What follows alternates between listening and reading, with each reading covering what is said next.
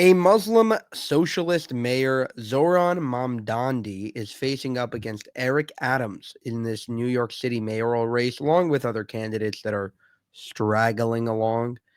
And Eric Adams was asked, do you think that Zoran Mamdani is anti-Semitic?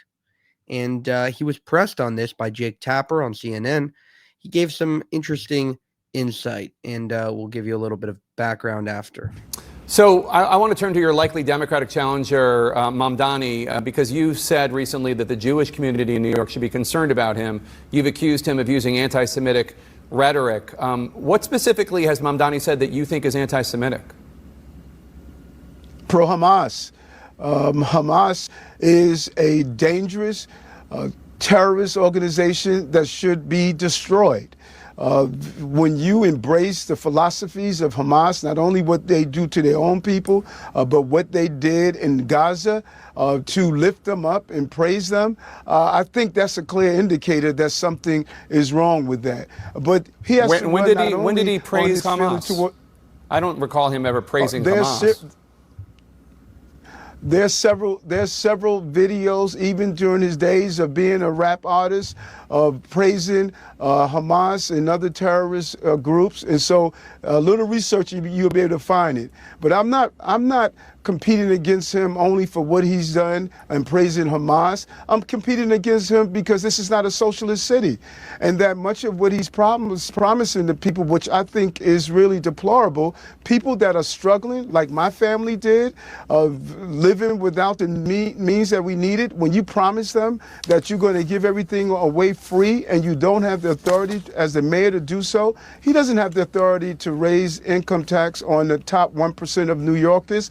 Assemblymen have that authority, and that's who he is. He couldn't do it in the assembly. How are you going to deliver it as the mayor of the city? Well, he has. I mean, he obviously caught the imagination of a lot of Democratic voters. His victory was pretty handy. You're talking about rent freezes, which he does have the power to do, free bus service, universal child care, creating city-run grocery stores. Do you disagree with those programs, or just he doesn't have the authority to do it on his own? Let's go back. You said rent freeze. He has the authority to do so. No, he does not. There's the independent rent guideline boards that independently make that decision. So he does not have the authority to do that. He had the authority to do free buses. I gave him a pilot project to do when he was in the assembly. He failed to carry out on it. 4 years in the assembly, he has not passed one bill.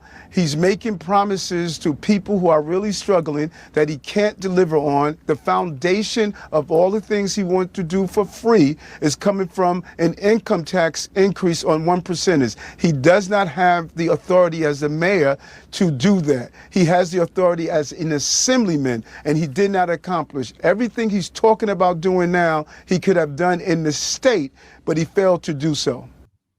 So according to Adams, he's not only a Hamas supporter, he also will do terrible for the city with regard to your finances.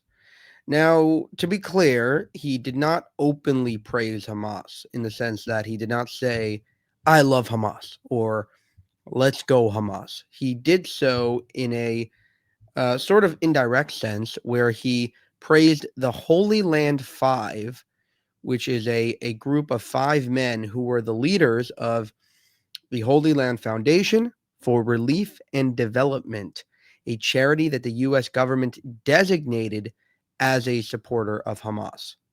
So, in a sense, he praised the supporters of Hamas. Okay, I would say similar. He probably does support Hamas. He probably does support violent resistance. And there's another interview where he talks about how globalized the Intifada is fine. That's okay. And I'm not going to show that interview, but there's an interview after that where the NBC host, I think Kristen Walker, was like, what do you mean by that? Are you going to condemn that now? I'll give you a chance to condemn it in front of everybody. And he refused to do so for some reason, probably because he supports it. Check it out. Here's a clip. Respond here and now. Do you condemn that phrase, globalize the Intifada? That's not language that I use. The language that I use and the language that I will continue to use to lead the city is that which speaks clearly to my intent, which is an intent grounded in a belief in universal human rights. And ultimately, that's what is the foundation of so much of my politics, the belief that freedom and justice and safety are things that, to have meaning, have to be applied to all people, and that includes Israelis and Palestinians alike. But do you actually condemn it? I think that's the question and the outstanding issue that a number of people, both of the Jewish faith and beyond, have. Do you condemn that phase, globalize the Intifada, which a lot of people hear as a call to violence against Jews? I've heard from many Jewish New Yorkers who have shared their concerns with me, especially in light of the horrific attacks that we saw in Washington, D.C. and in Boulder, Colorado, about this moment of anti-Semitism in our country and in our city. And I've heard those fears and I've had those conversations, and ultimately they are part and parcel of why in my campaign I've put forward a commitment to increase funding for anti-hate crime programming by 800%. I don't believe that the role of the mayor is to police speech in the manner especially of that of Donald Trump, who has put one New Yorker in jail who's just returned to his family, Mahmoud Khalil, for that very supposed crime of speech. Ultimately, what I think I need to show is the ability to not only talk about something, but to tackle it and to make clear that there's no room for anti-Semitism in this city. We have to root out that bigotry, and ultimately we do that through the actions, and that is the mayor I will be, one that protects Jewish New Yorkers and lives up to that commitment through the work that I do. But quickly, for the people who care about the language and who feel really concerned by that phrase, why not just condemn it? My concern is to start to walk down the line of language and making clear what language I believe is permissible or impermissible takes me into a place similar to that of the president who is looking to do those very kinds of things, putting people in jail for writing an op-ed, putting them in jail for protesting. Ultimately, it's not language that I use. It's language I understand there are concerns about. And what I will do is showcase my vision for the city through my words and my actions. Let me ask you, So this is obviously an attempt at telling the pro-Palestine jihadis, please vote for me, please. And he probably believes in it. I mean, Mahmoud Khalil believed in it, and he's supporting his release. And he says that he won't condemn globalize the Intifada. Okay, fine. Doesn't globalize the Intifada mean that you want, terrorism, not only in Israel, but against all Jews? That's what most people think it to mean. And all he had to say was no. He didn't have to say, I'm going to arrest those people. He didn't have to say he's going to put consequences towards those people that chant that. All he had to say was, I condemn it. So obviously he doesn't condemn it. Another thing which is very concerning, and I think a lot of people don't know this, he's thinking about fining Jewish organizations that give money to Israel, to Israeli organizations. Meaning, if you give to your synagogue and your synagogue gives to One Israel Fund or B'Lev Echad or one of these big Israel organizations or FIDF, they can get in trouble. So that is a big concern as well.